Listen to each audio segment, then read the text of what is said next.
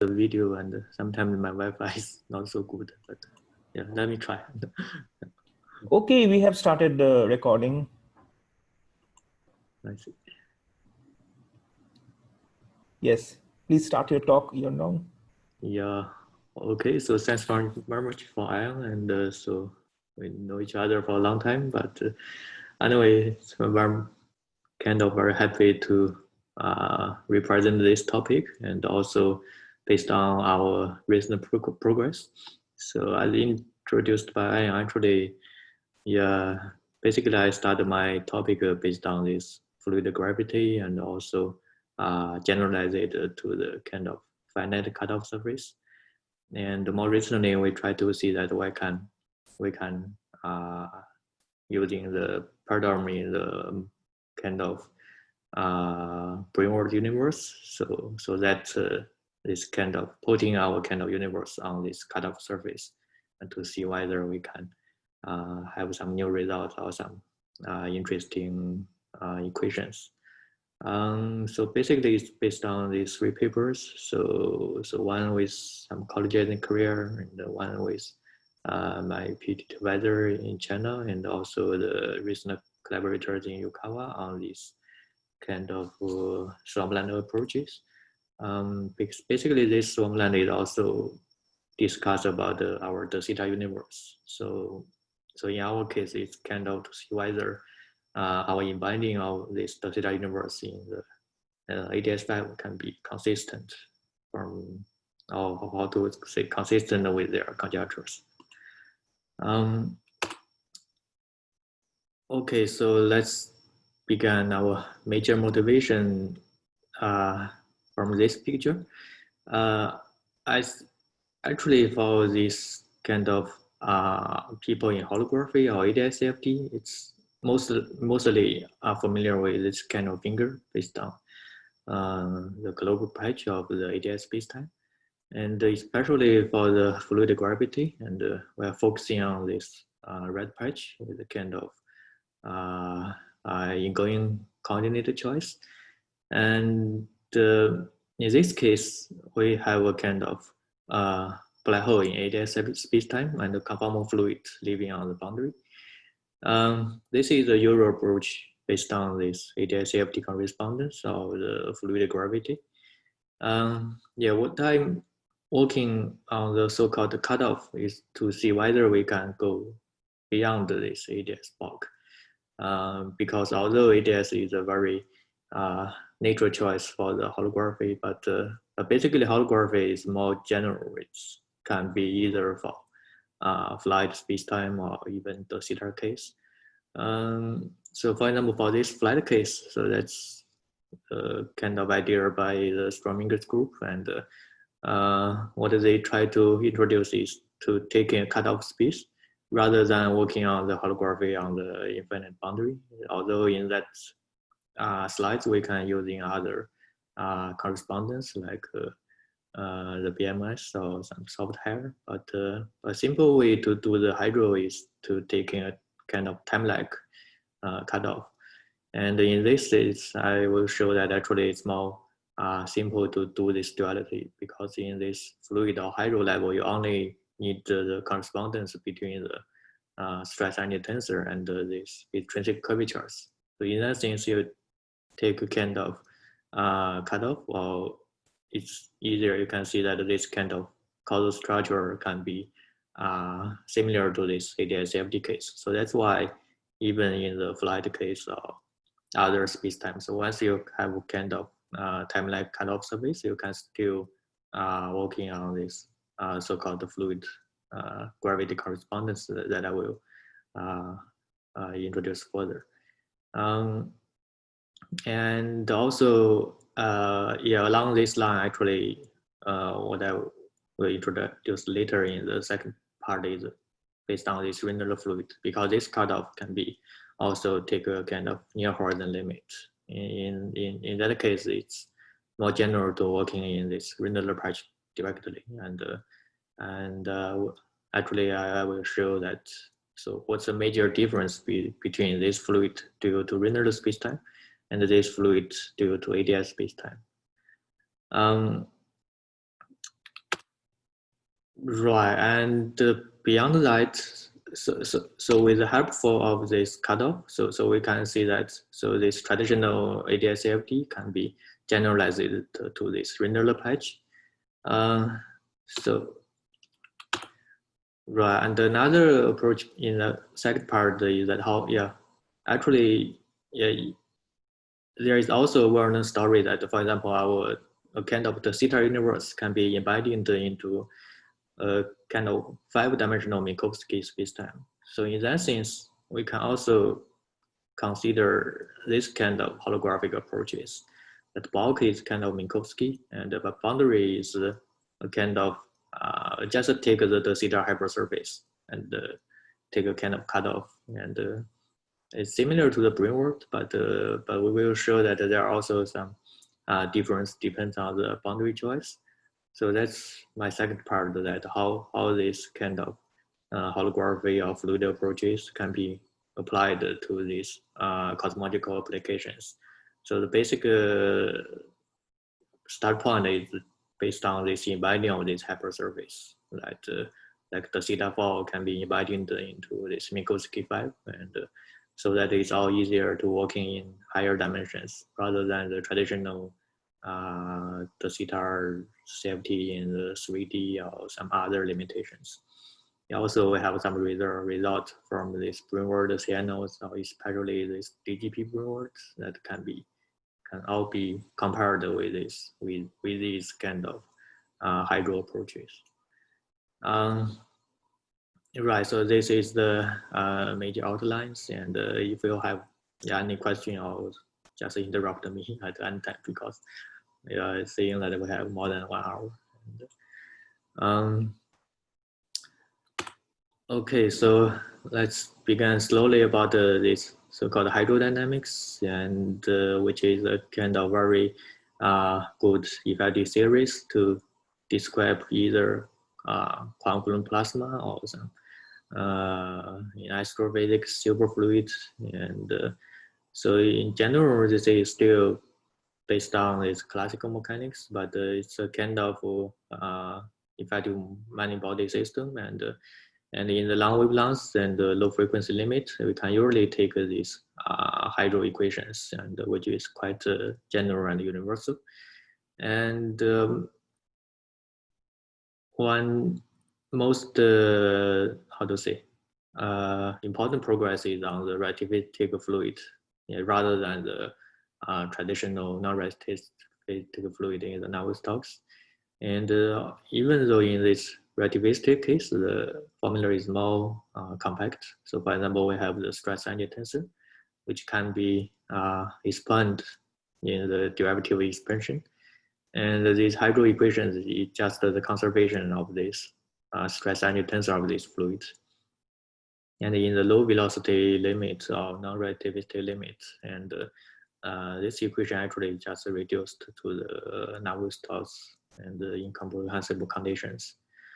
At the zeroth order, and we have the energy density, pressure, and also this projection vector, projection tensor. Actually, yeah, this part is still based on this so-called thermodynamics. And but if you go beyond this kind of 1-point function, if you go to this 2-point, actually it's kind of relevant to the probability of expansions. And especially in this order, I have kind of shear tensor, bulk tensor with shear viscosity and bulk viscosity. And if you go to the second order, there are more coefficients. And although in this conformal case, we can constrain it to be 6, I remember. And but for more generally, we have kind of 15 transports, and it depends on the most general combinations of this tensor. So for general fluid, it's like shear and bulk. It depends on the kind of microstructure of this fluid, like water or oil. It's have different viscosities. And in this so-called fluid approach, and actually it's kind of consider this horizon or black hole as also a kind of special fluids. And we will see that what is like this viscosity of this kind of black hole fluid.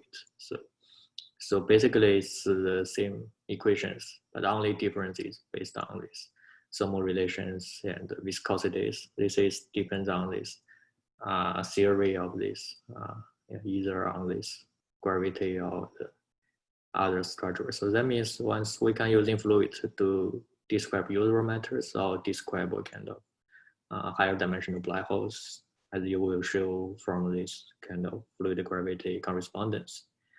And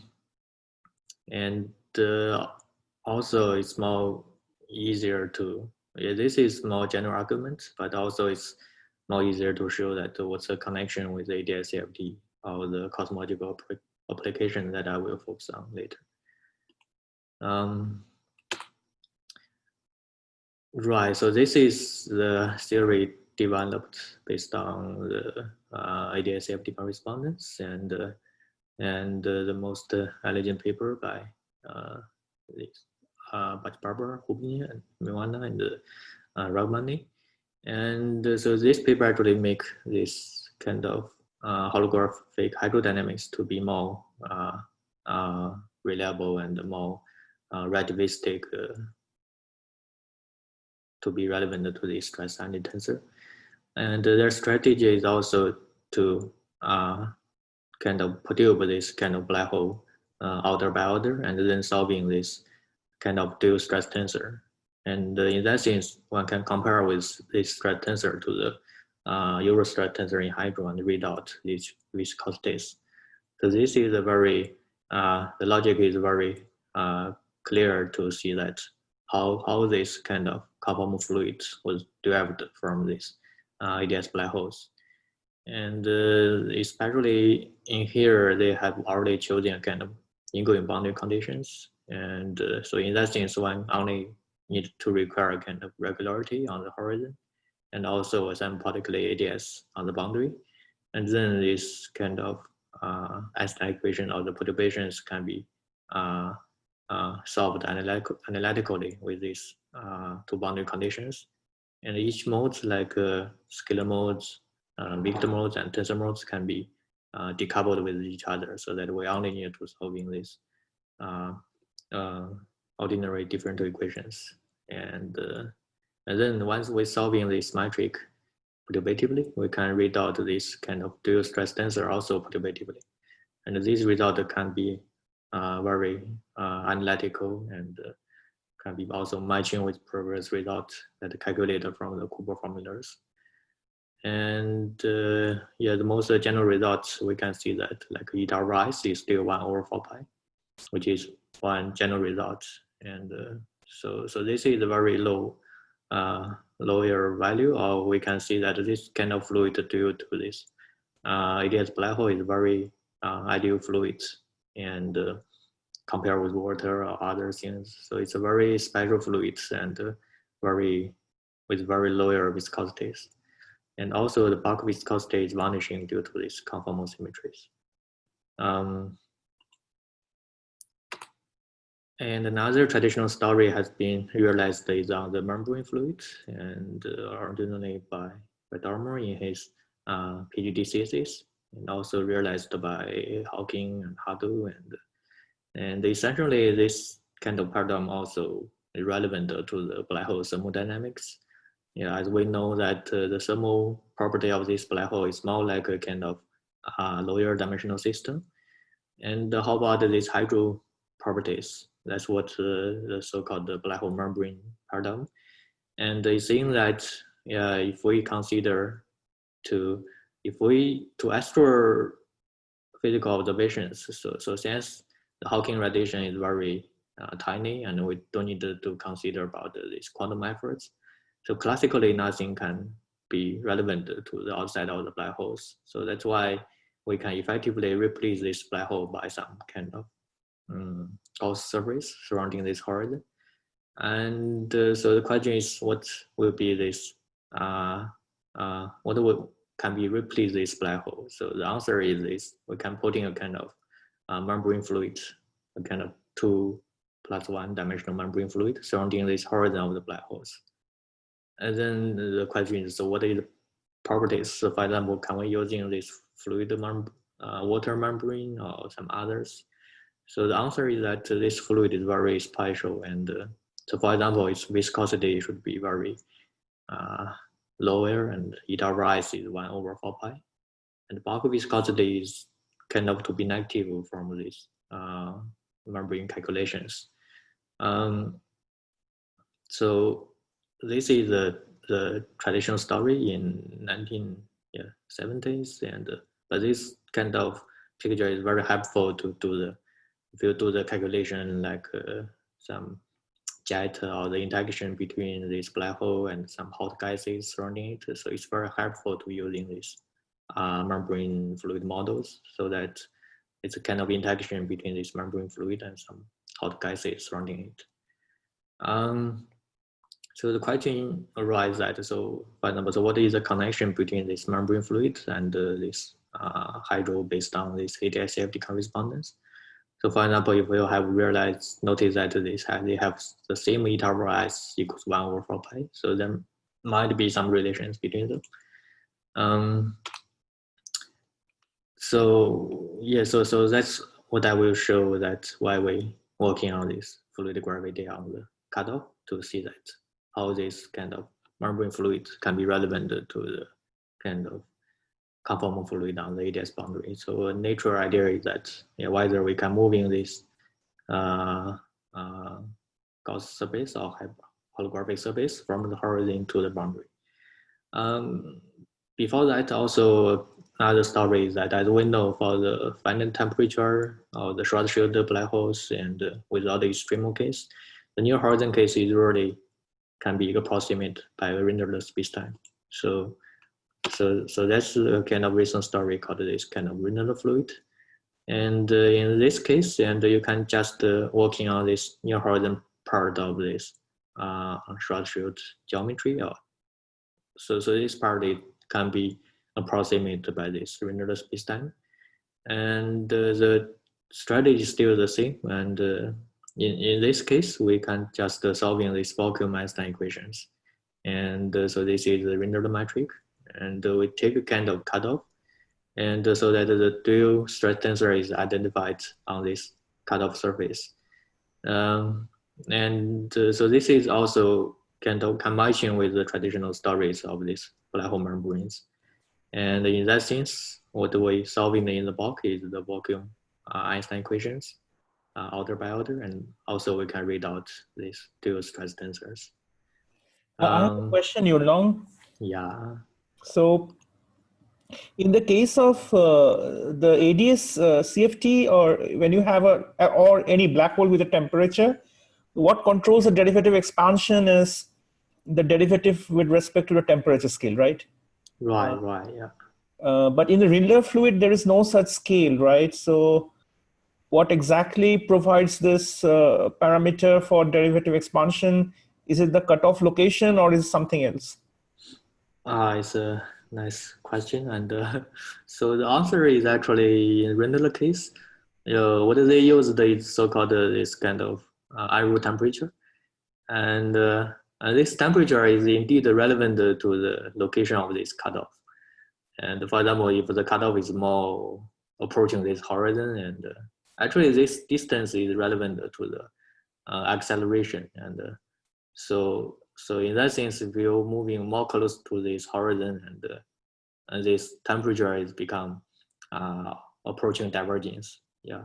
Yeah, but then it is fine because your derivative expansion actually converges in some sense only to Navier-Stokes. You don't have further corrections like we did much earlier. In the case of ADS, we showed this explicitly. Right, yeah. So in that case, if you can do it properly, then you should be able to show that you can take a limit where the higher derivative corrections actually simply vanish on the horizon exactly. Yes. After you do, yeah. Okay. Yeah. Nice. So actually, the answer is that actually, Yang is right. Actually, in the ADS case, we have the temperature of the black hole. Also, in this kind of Rindler case, we have a kind of the IRU temperature.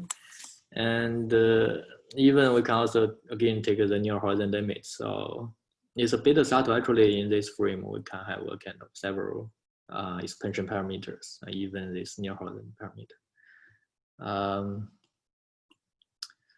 Yeah, my Wi-Fi is a bit slow, so let me maybe to just stop my video, and so right, maybe it's become more easier. Anyway, and especially one key relation using in this drill fluid is actually just the so-called Brownian stress tensor. And in this is we can, if for simply saying it's just saying that the Brownian stress tensor on this hypersurface is identified to a kind of drill fluid. So physically, it's just saying that yeah, if you want to replace this part of the spacetime, and what kind of stress tensor do you put on this hypersurface? It's maybe more clear if we using this.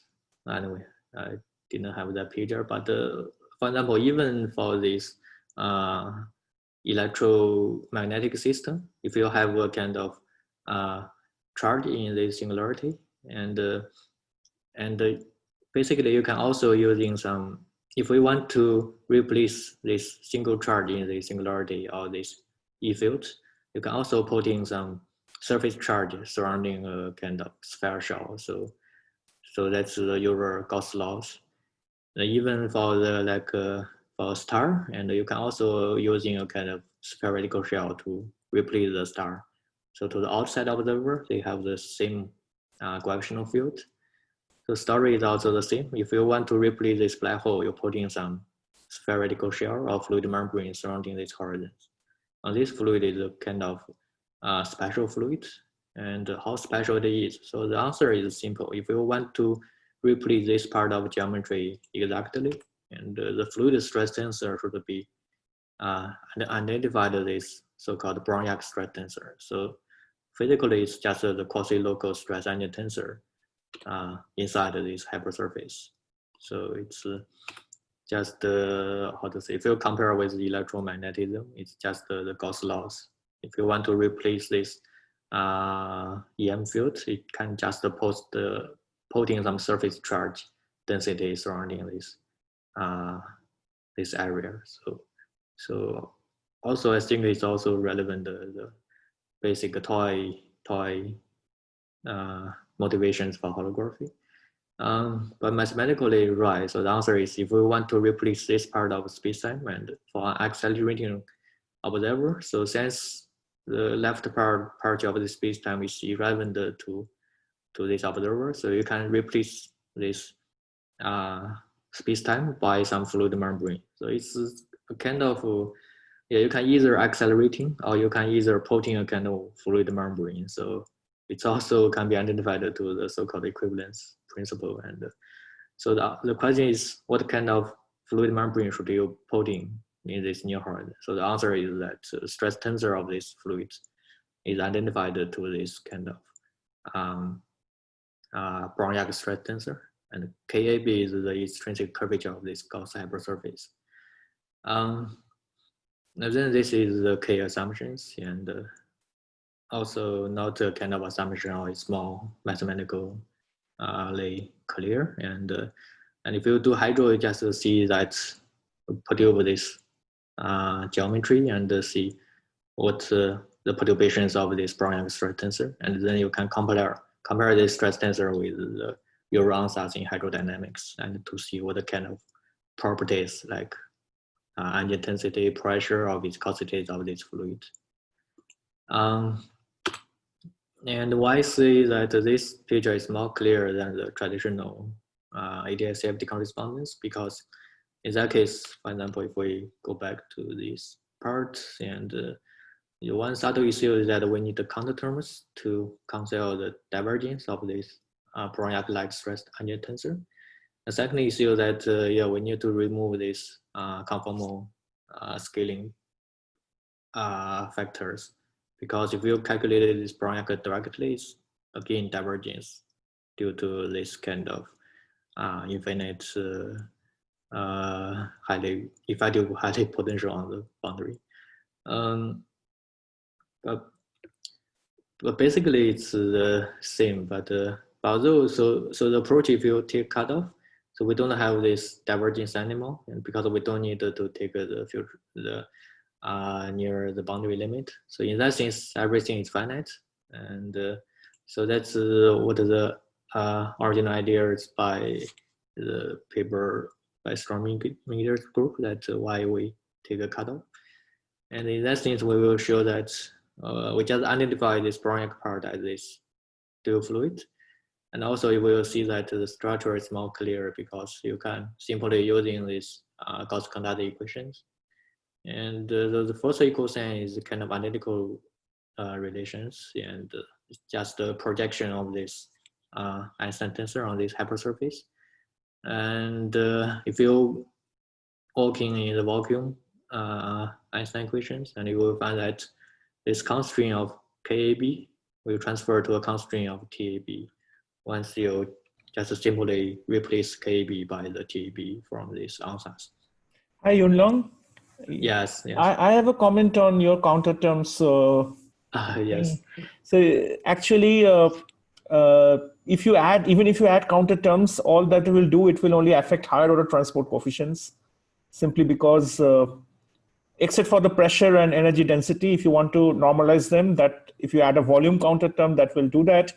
But otherwise, if you add any counter term, it will be proportional to the curvature of the induced metric. But the induced metric here will be flat, I guess, because of the choice of your geometry and the choice of the screens. So in that case, any counter term will be relevant for you. It's not, it simply they don't exist because of the choice of your geometry and the choice of your cutoffs. So it's actually, it simply doesn't exist except for the volume counter term in your case, I think. I see, yeah. Actually, I remember their term will be relevant, especially in the second order case. And that will proportional to the curvature, yeah. Right, yeah. Okay. Anyway, thank you for this. So although first order it looks irrelevant, but yeah, thank you. Yeah, it's a nice point. But anyway, so why this works is that one simple way is that for example they take a kind of Dirichlet boundary condition. Yeah, in that case the kind of contour will become more simple and right and anyway, but here, so let's first working with all the contours to see how the connection between this geometric part and the lower dimensional case. And for example, this kind of Euler Hamiltonian constraint in this Einstein gravity can be related to the state of equations of the dual stress-energy tensor. And this so-called momentum constraints, actually this is called the Gauss equation, and this is called the conductor equations. And again, the first equal sign is the kind of identical relations, conductor equations, and basically this part is simply this derivative of this Brownian stress tensor. And again, we assume that this cutoff is kind of Dirichlet, and we already fixed this flat background. But in general, you can also working on, as Yang suggested, curved or some perturbations. That also Yang have done several papers along that, and in that case, it's better to keep some contours and But anyway, so from here we can see that this part is very clean in this. So we can even don't need the ADS-CFT or some other formal parts, but basically it's based on GR and this kind of ADM decompositions.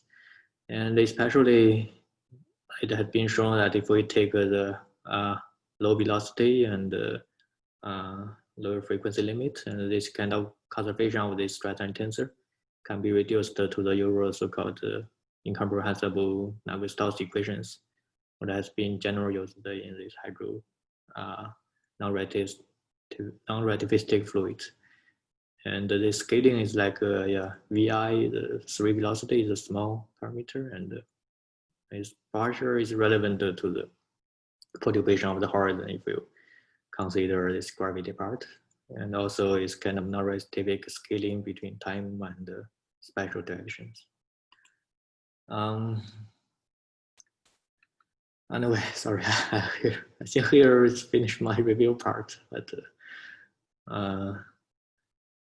yeah, any possible comments up to here, and I will speed up to the major motivation.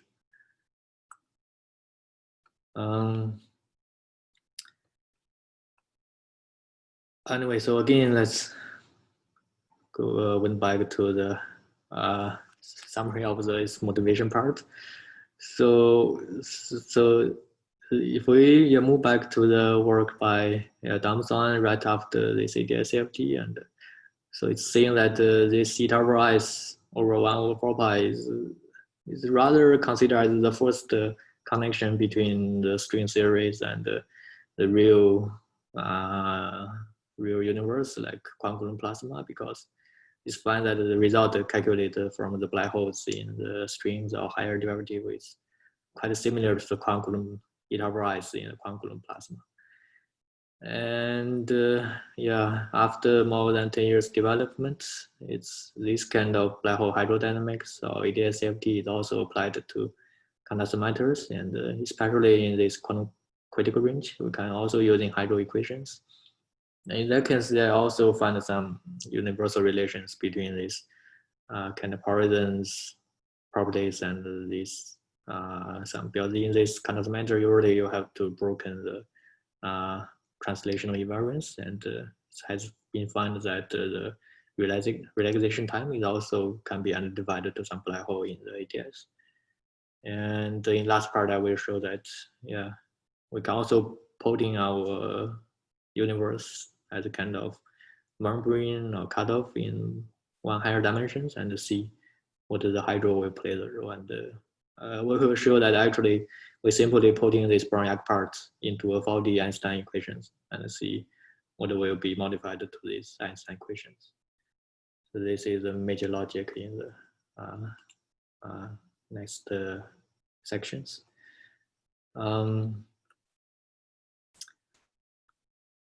Right, so let's go to the next real cutoff in ADS and this connection with Rindler part. Anyway, so again, this finger. So I think what has been most studied is the fluid gravity based on this ADS-CFT. And another finger what I've shown is in 1970s, the work by Darmor, Hawking, or Gibson to replace this black hole by some fluid membrane. And more recently, it's shown that we can also use some Rindler fluid to do the similar calculations. But basically, it's still based on this kind of cutoff approaches. So that's originally by Strominger's so-called worsening approaches to fluid gravity. So the motivation is to answer that. So what's the connection between this membrane fluid and this conformal fluids? So very natural ways to working on this finite cutoff and to see what is the dual fluid on this ADS bulk. And once you're working on this ADS cutoff fluids directly, you take a near boundary and you will find that you can recover this so-called traditional fluid gravity. If you take a near horizon limit, and you can approaching this Rindler fluids or even compare with this called membrane fluid. And so there are other special cases in condensed matters. So for the extreme black holes, so the near horizon structure is different to become ADS2 R2. So that's a different story sort of these motivations. So what we go is actually along this line to see how to what's the connection and what's the difference between this membrane fluid and the traditional conformal fluids from holography. Using some old slides and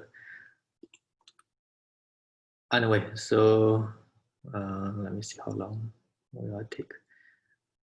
So again, it's still just a reminder of the Rindler fluid that are revealed in the first part. The Rindler fluid is actually an approximation of this membrane fluid because it's already taking the near horizon limit.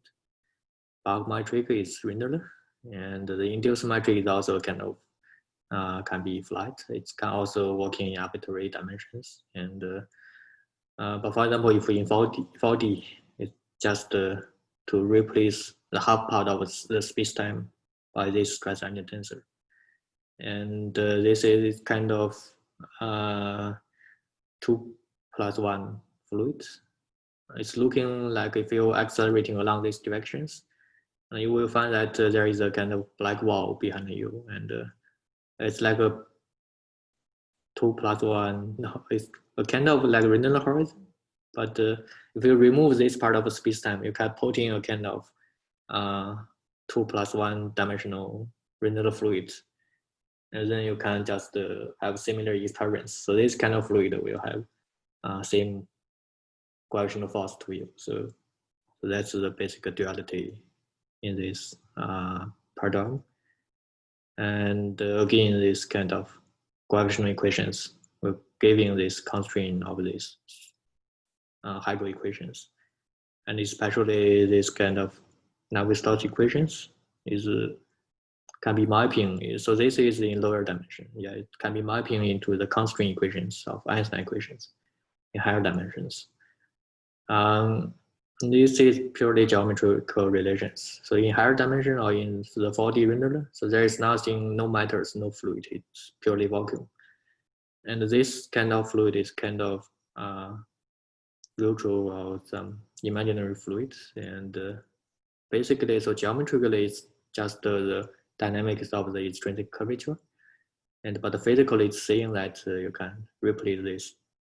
If you make these identifications of this Brownian stress energy tensor as kind of hydro stress energy tensor of this fluid, so it's saying that this dynamics of this extrinsic curvature can be reduced to the or governed by these Navier-Stokes equations.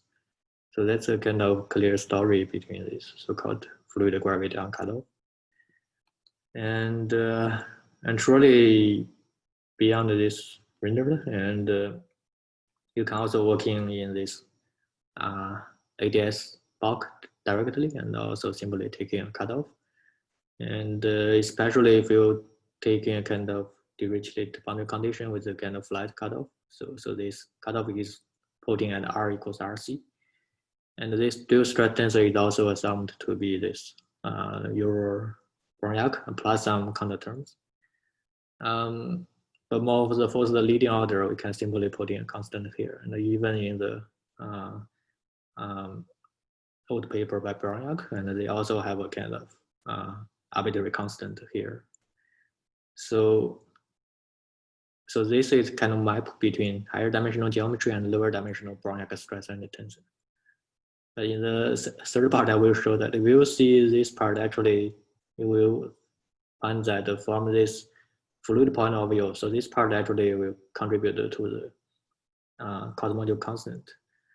So that's why we also generalize this story to the cosmology to see that whether, so what's the role of this stress energy tensor part if we putting it on the right-hand side of the 4D Einstein equations. And so this is a story in the third part. And before that, let's do the traditional fluid gravity. And usually we have the 4D bulk, and we have the 5D ADS and 4D cutoff. And so this fluid is living on the 4D, and we have constraint equations. And so what we have done in a series paper also there are several papers have been working on by Ion is working on this kind of renormalization flow along this cutoff, and to see that how this geometry can be emerging or generated from this RG flow in this fluid part. And what we have focused is on these transports and also this non-relativistic limits. And in this series work, what we found that no matter you consider some higher curvature perturbations or some matter part in this bulk, so the dual fluid is quite generally governed by these Navier-Stokes equations. And so all the matters will contribute to some source part. And there's some how to say exceptional cases. So for example, it was saying that in the original paper in fluid gravity, saying that this Navier-Stokes should be the most general attractor in this non-reactivity limit. But what we have found is one special case for this Chern-Simons modified gravity. And so in this case, the dual fluids will have some corrections from the Horowitz viscosities. So this is a special case in 2+1. And so that means in some special case, Navier-Stokes is not the most universal. And in 2D case, there are some Horowitz corrections. And so this is one exceptional case. And another case is that we also consider the Euro anomalies in the five-dimensional ADS. In that sense, this fluid is a kind of charged fluid with some chiral transports. And this chiral coefficient is cutoff dependent, but they still have satisfied these general constraint relations. And so this is also some universal properties of this kind of so-called cutoff fluid. So yeah, so for anomaly it's general, and what we have seen that is also for this shear part, it's also eta rise is also 1 over 4 pi. So you may ask what's the difference between this how to say near horizon fluid and boundary fluid, and because you accept some cutoff dependence of the transport coefficients, and if you only compare these dimensionless parameters, it all seems to be equivalent to each other. And actually the answer is that actually, yeah, the leading order is it looks like eta rise and even these anomalies, it's all kind of to be universal relations. But what I will show in this work actually is to see that actually we go beyond to the kind of subleading orders and find that only you go to this kind of second order or subleading, you can see some difference between this Rindler fluid and also the traditional ADS fluid. If I remember Strominger's original work properly, the observation was that in flat space, if you take this in the Rindler space, if you take the limit where the boundary is moved to infinity to asymptotically, in the asymptotic space, then this eta diverges. Whereas in ADS, you get a finite result. So, so this fluid always doesn't make sense if you move the cutoff to infinity. At least we don't know how to make sense out of it. In this way, Strominger did the slicing, and so that seems to be a key difference, if I remember, between ADS and Rindler. Thank you. Yeah, so that's true, and I almost forgot this part. Yeah, so that's yeah, this story is true. You mean if we moving this cutoff to infinity? And so, yes. True. Yeah. Thank you. Yeah. So let me explain. Yeah, actually, so that's a kind of story. And actually, in our case, what we did is actually working in this ADS directly. Yeah. And so in that sense, this kind of near boundary still recover the traditional boundary in ADS. And then we take a near horizon limits and to see that whether we can recover the Rindler fluid in the near horizon limit of these ADS black holes. Right. So in this sense, we can, how to say, avoided that divergence if we working directly in this Rindler frame. Yeah, thank you for the reminder. Yeah. So in general, how to say, yeah, in one word, yeah, what we working is still based on this ADS and then. Okay, Long, also we have to finish in 20-25 minutes. Just to give you a reminder. So let me speed up, and so I think I will skip with the calculation details. But sure that so the result is that so once you go to the subleading of this Rindler, you will find that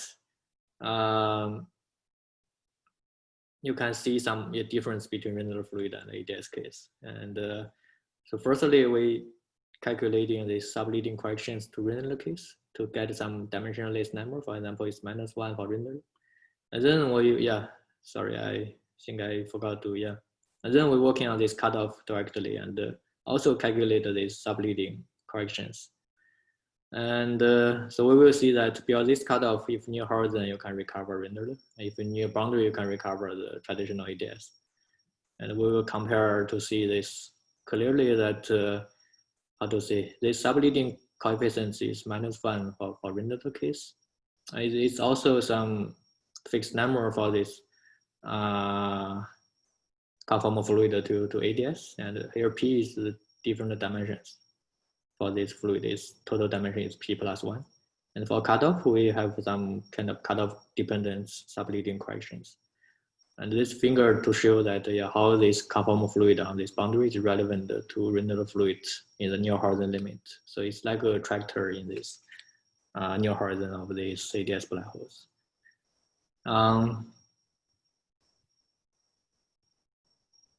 Right, I think it's almost, So the major story I think is still based on this finger, If you only, eta is divergence, but eta rise is still universal for Rindler case, even you go to moving it to arbitrary cutoff in Rindler, So what we compare is always this kind of dimensionless numbers.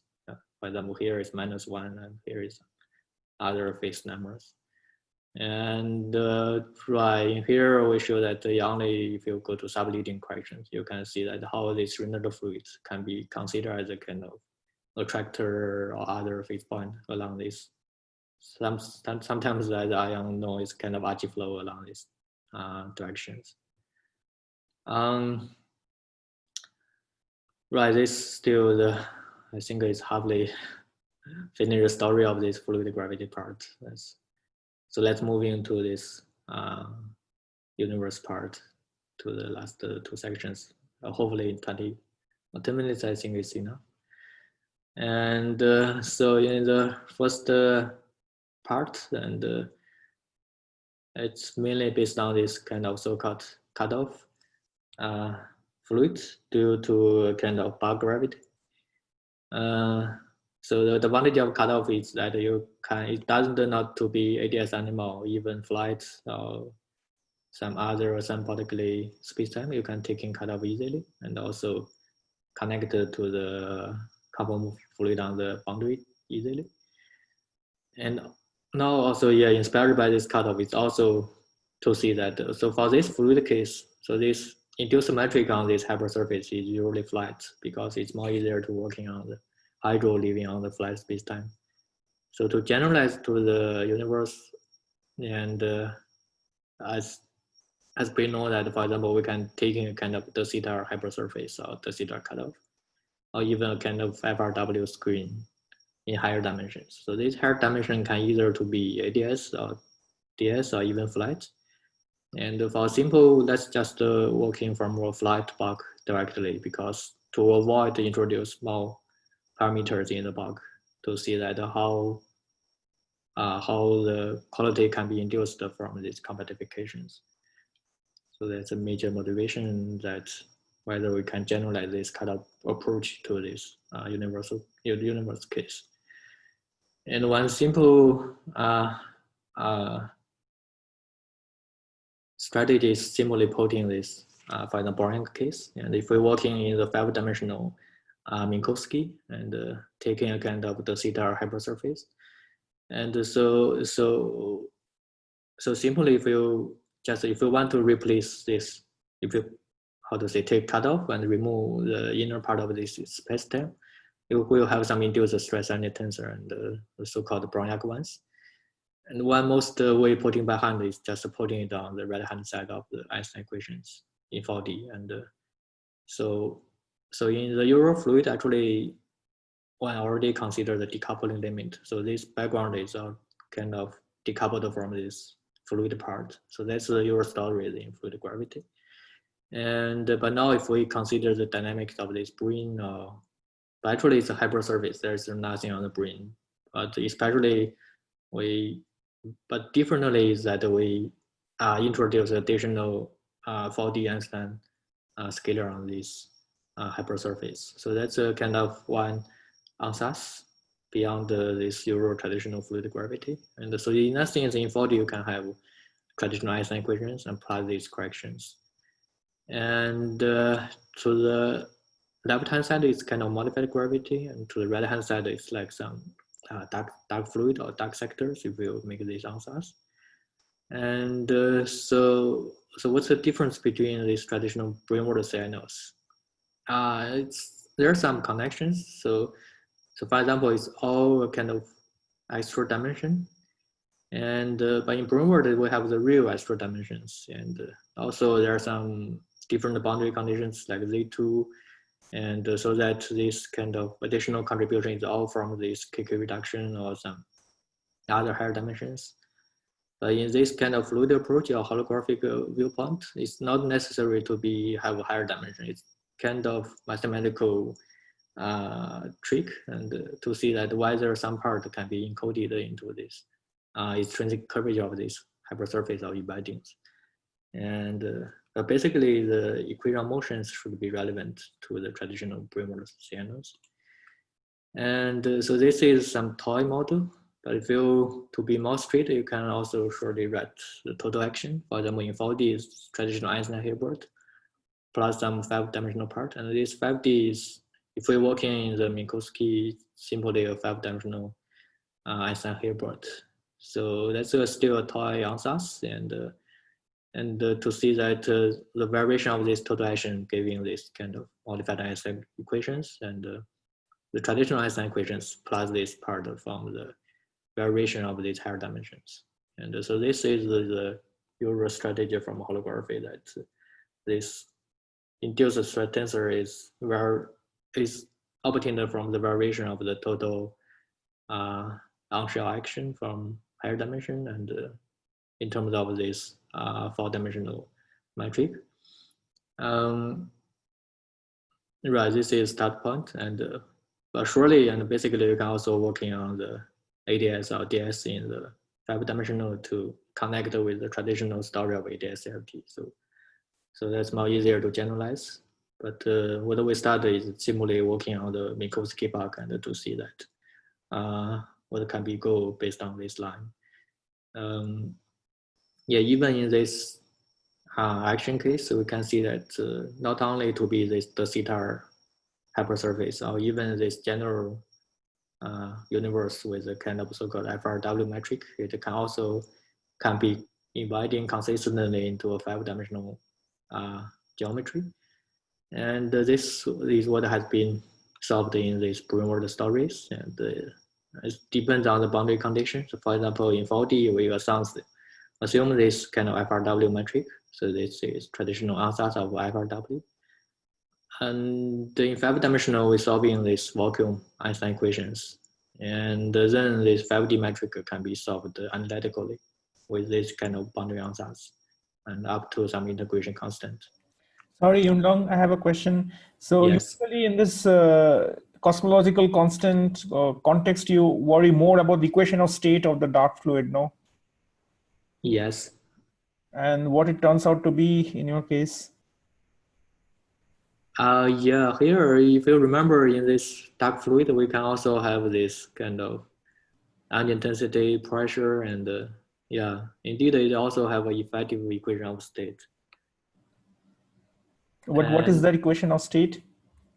Right, nice question. Actually, in the theta hypersurface, and this Brownian part exactly giving this kind of cosmological constant. So its equation of state is -1 for the theta hypersurface. Yeah. So if we go beyond the theta to be arbitrary, and yeah, let me see. So wait, let me try to understand what you're trying to say. Are you trying to say that you get a cosmological constant plus viscous corrections or something like that? Yes, exactly, yeah. And the equation of state and the equation of state is just simply your W is equal to -1 essentially, which gives you the cosmological constant. Right. For this, the theta case is exactly lambda. If you calculate this Brownian directly, but you say that you already choose some frame, which is very interesting because in the normal case, in a normal cosmological scenario, you do not understand how a frame is chosen, no? How cosmological frame is chosen. Here, the fluid frame is your thing, and with respect to that, you generate some viscous corrections. So it sounds like a very strong statement to me. Have there been some have there been some other considerations on these lines? Like I see. Right. I think the answer is frame independent. Yeah.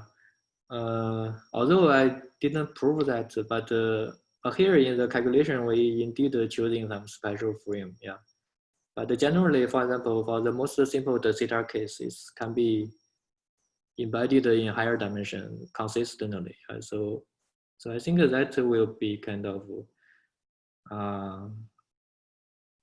yeah, I'm not sure whether it can be frame independent. Comes from your embedding in the higher dimensional space that chooses the frame, no?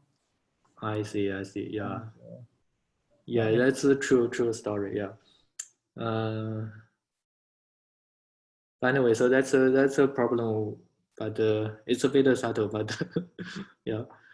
But the answer is that yeah, although it's frame dependent, but in some things, for example, this hydro part can contribute to some like cosmological constant or what we call the dark fluid in the more general part. Yeah. So in that sense, it's like kind of dynamic or modified dark energy in the later case. Yeah. Anyway, so let's see what will happen if we make these answers. And actually, generally, this total action is quite general. And but if you need to working out the equilibrium state, indeed we're choosing a frame. But yeah, let's see whether it can be more general. And right. So right, so this is indeed a kind of spectral solution we make these answers. But actually more physically, what we have recently working on is this kind of, so this is kind of brain-like solutions. Actually, if it can also be transformed to be, it's just a content transformation, yeah, to be a kind of moving brain in the ADS bug, like the usual answers in the ADS CFD case. Anyway, I will skip more calculations, but to answer the equilibrium state is that right. So for example, here because we're already using this FRW directly, and here this x-axis is the redshift parameter, and y is the equilibrium state, and here is the time evolution, and what we have shown that this dark part is, for example, this red line, and in the future infinity, it will approach the theta universe. And but if we go back to the history, it's kind of dynamical contributions of this so-called dark fluid equilibrium state. So W is essentially Z dependent, redshift dependent. Yes, yeah. So that's the point. Yeah. So at very early values, you go to -1, that is the cosmological constant, and then later it changes. Right, yeah, but it's a bit inverse. Sorry, this is the future universe. This is the future. Sorry. Yeah, this is the future. Yeah. Okay. And also we assume that we're only working in the late time because anyway, it's because this toy model is still too simple to to compare with the standard case. So we're just focusing on this kind of holographic contributions or the equilibrium state of this part. Yeah. Anyway, so this is the total equilibrium state, and if you remove this cosmological constant, and the remaining part is more close to the matter-like. So that's why we try to see that whether this kind of fluid part can contribute to either a kind of dynamical dark energy or even including some matter contributions. So that's a major discussion in the second paper. Yeah. Anyway, I think 5 more minutes is enough, and yeah, we have 10 more minutes. Yeah, thank you. Yeah.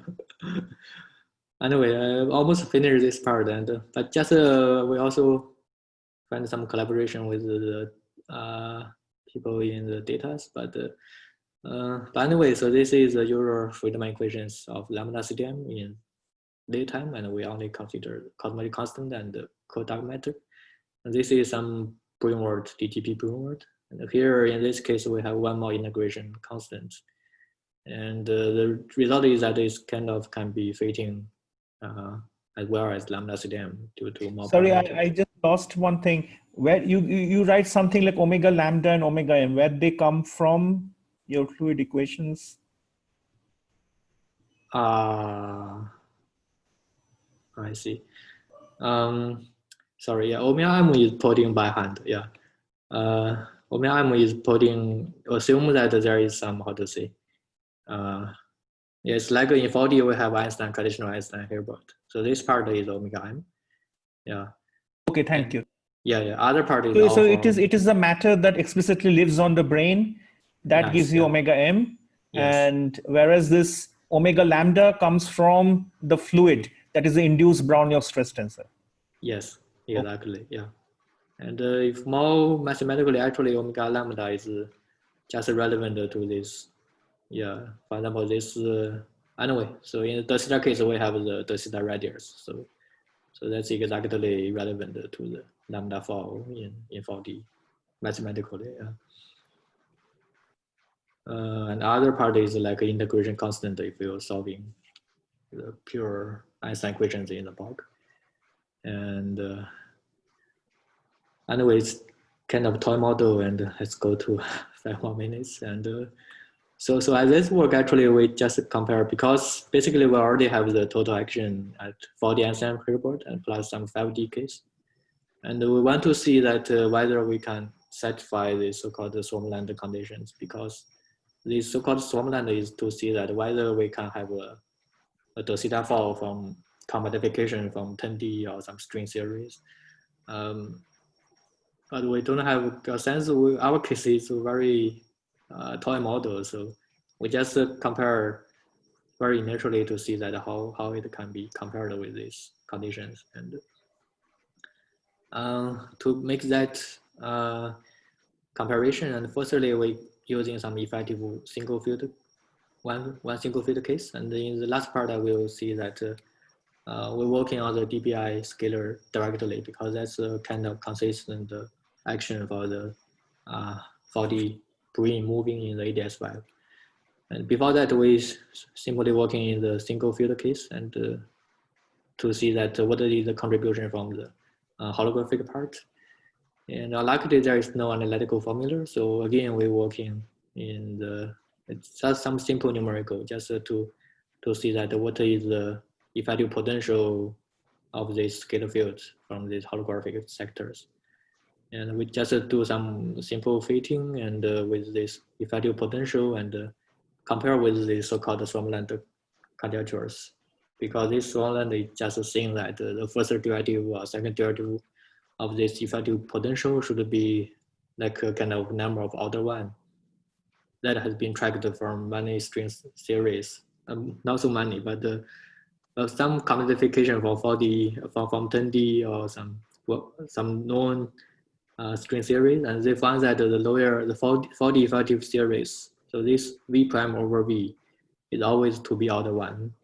But for the theta case, we know that V is a constant, so V prime over V is like 0. So that's what so-called inconsistency between this commodification and the 4D the theta universe.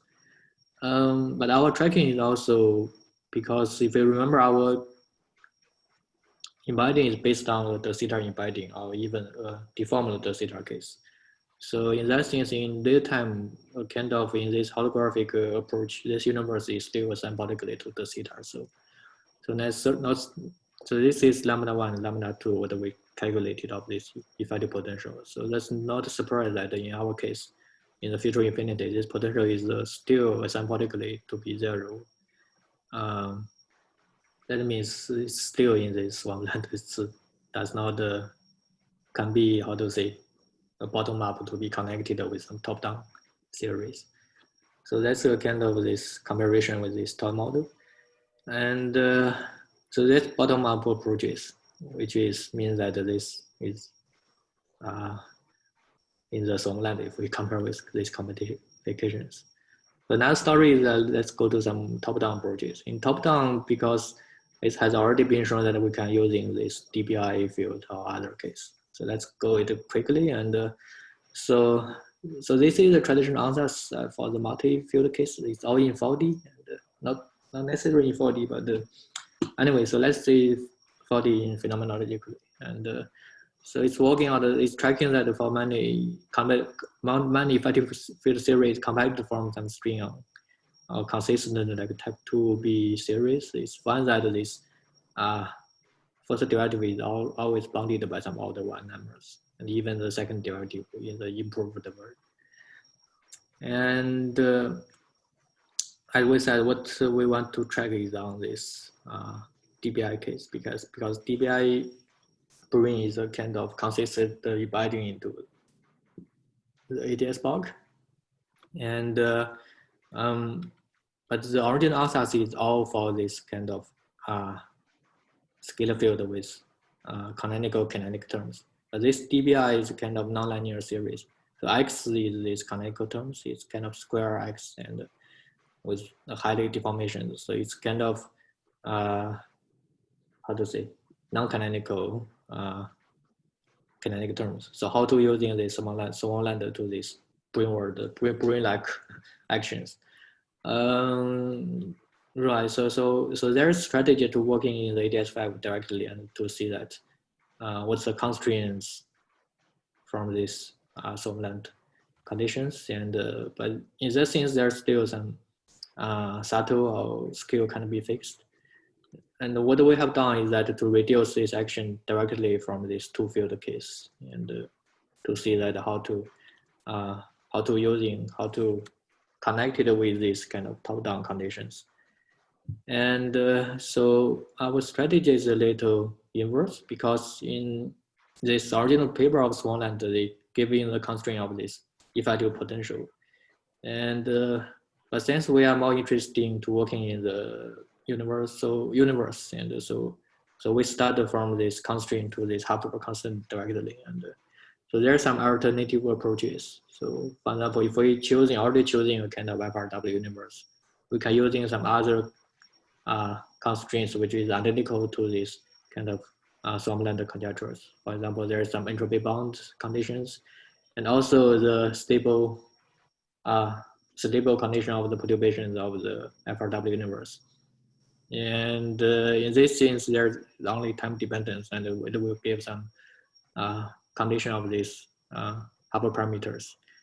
And anyway, in one short conclusion is that in the FRW universe, and this Swarmland condition can be transformed to the constraint to these hyperparameters, and this C is also order one case. And in this sense, it doesn't matter how the scalar field case. We can only tracking this hyperparameter, and so that's why in this third short paper we generalize this Swarmland conjecture to this called the DBI scalar case, which can be a kind of effective action of this brain embodings. And in that sense, we have shown that it's a kind of parameter dependence, and at least in some careful choosing of this model of this brain embodings, you can satisfy this so-called Swarmland conjecture, which is a constraint to this hyperparameter, and but basically it can be equivalent to this original conjecture from this commodification of them well-studied string models. So that's the major point in this last one. Okay. So anyway, so let me summarize shortly. So majorly it's kind of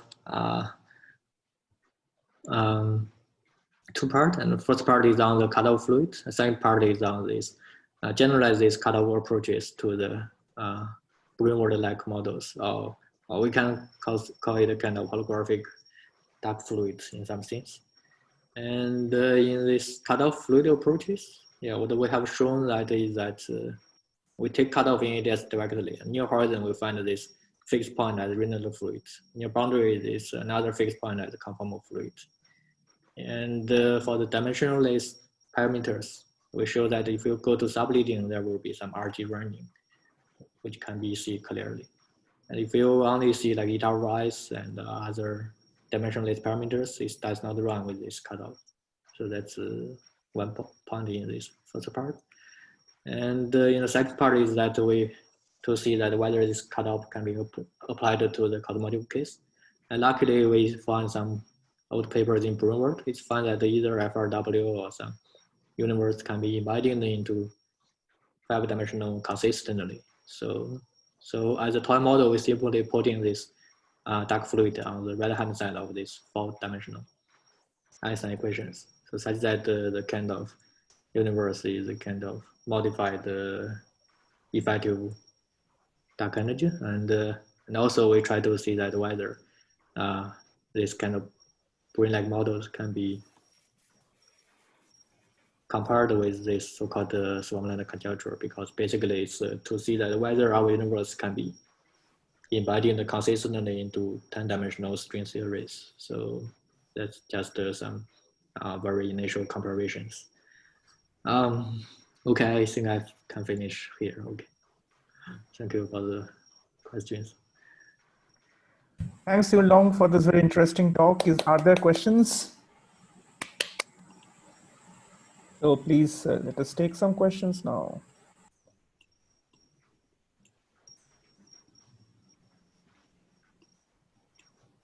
Okay, Yunlong, then I have a very short question, actually. Not really, I don't know whether it's short or not. I just didn't understand the last part of your talk, how you made those conclusions about how you made relationships with this swampland. Because I thought the swampland had to do with this V of phi, right? And yes, you took some V of phi from where you didn't have any parameters after all. It was some V of phi I thought you took. And then you looked into this cosmology that you get from this embedding. So yes, where you get a dark fluid, what you call dark energy, you call dark energy as dark fluid, that comes from the Brown-York, and you have added the Einstein term by hand, and you get this dBi V of phi. And with this, you're trying to compute some cosmology. And how exactly did these conclusions follow about this potential? I thought the potential was something that you cannot play around.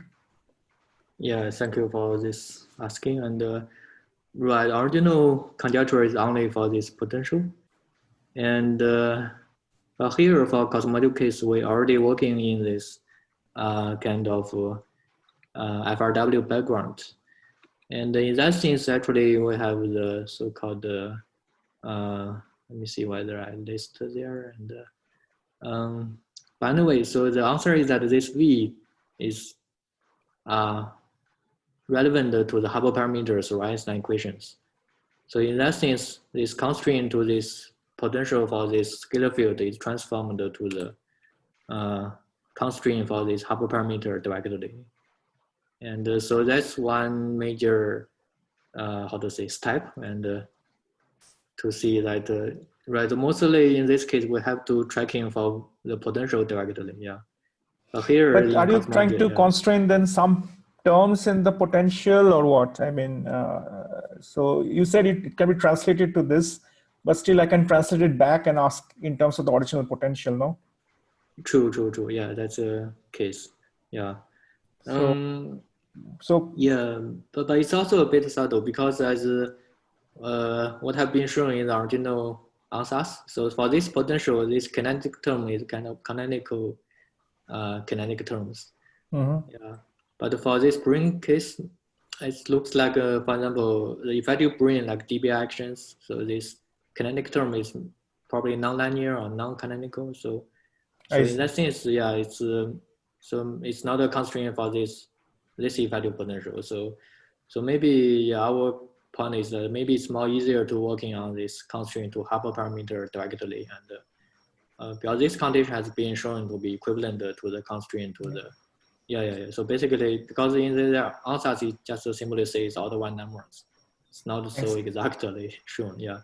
So this kind of condition is equivalent to the constraint of the potential. Yeah. Thanks. But then the question is, how do you get these inequalities? Could you just say again where these inequalities came from in your approach? Yes. Yeah. So one answer is like it's called so-called entropy bound, and so this kind of total entropy inside the cosmetic horizon is bounded by this horizon area if we take the cos eta theta limit.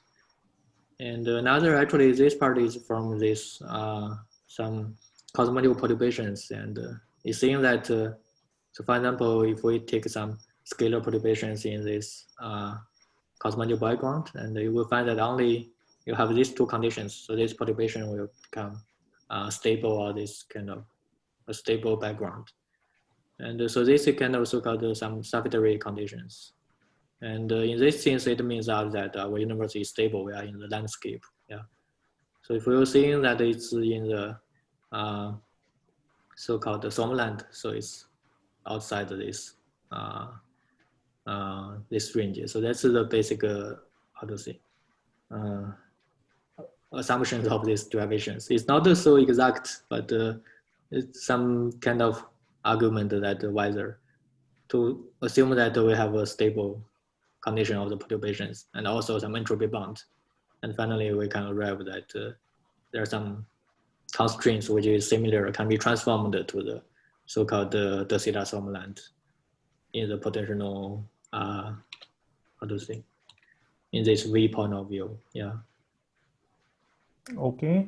Yeah. So here there are constraints from some commodification directly. Yeah.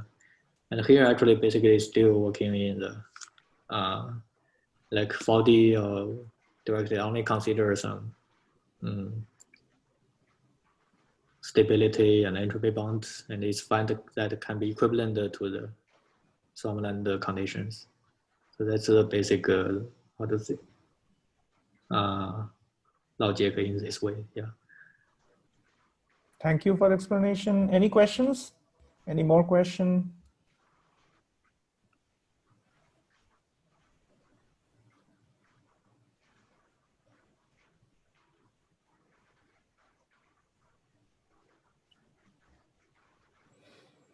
Okay, if not, then let's thank Yun Long again for this, for his time and effort and this nice, interesting talk. So thanks. So I'm stopping the recording then, and yeah, thank you.